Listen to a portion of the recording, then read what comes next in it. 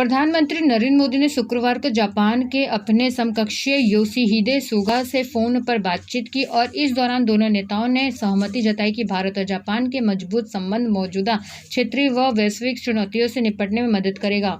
उन्होंने पिछले कुछ सालों में दोनों देशों के बीच विशेष रणनीति और वैश्विक भागीदारी में हुई प्रगति को और मजबूत करने का इरादा जताया है।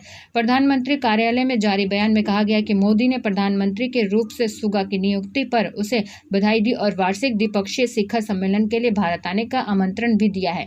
बयान में कहा गया दोनों नेता इस बात पर सहमत थे कि पिछले कुछ सालों में भारत जापान विशेष रणनीति और वैश्विक भागीदारी में काफी प्रगति हुई है और उन्होंने आपसी विश्वास और साझा मूल्यों पर आधारित इस रिश्ते को और मजबूत करने का इरादा जताया है। मोदी और सुगा ने इस पर भी सहमति व्यक्त की है कि कोविड-19 महामारी सहित अन्य वैश्विक चुनौतियों को देखते हुए दोनों देशों के बीच साझेदारी आज के समय में और भी अधिक प्रासंगिक है। बयान के मुताबिक उन्होंने इस बात पर जोर दिया है कि एक स्वतंत्र, खुले और समावेशी हिंद प्रशांत क्षेत्र की आर्थिक संरचना को लचीली आपूर्ति श्रृंखलाओं पर आधारित बनाया जाना चाहिए और इस संदर्भ में उन्होंने भारत, जापान और अन्य समान विचारधारा वाले देश के बीच सहयोग का स्वागत किया है।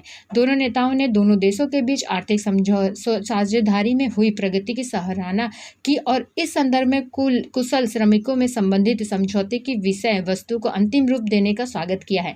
इस वार्ता के दौरान प्रधानमंत्री नरेंद्र मोदी ने वैश्विक कोविड-19 महामारी के कारण उत्पन्न स्थिति में सुधार के बाद सुगा को वार्षिक द्विपक्षीय शिखर सम्मेलन के लिए भारत आने का आमंत्रण दिया है।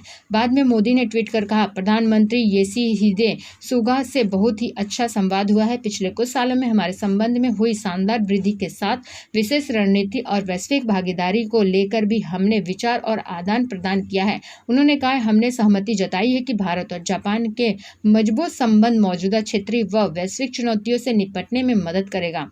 हम हर क्षेत्र में अपनी साझेदारी को और मजबूत करने के लिए प्रधानमंत्री सुगा के साथ काम करने को उत्सुक है।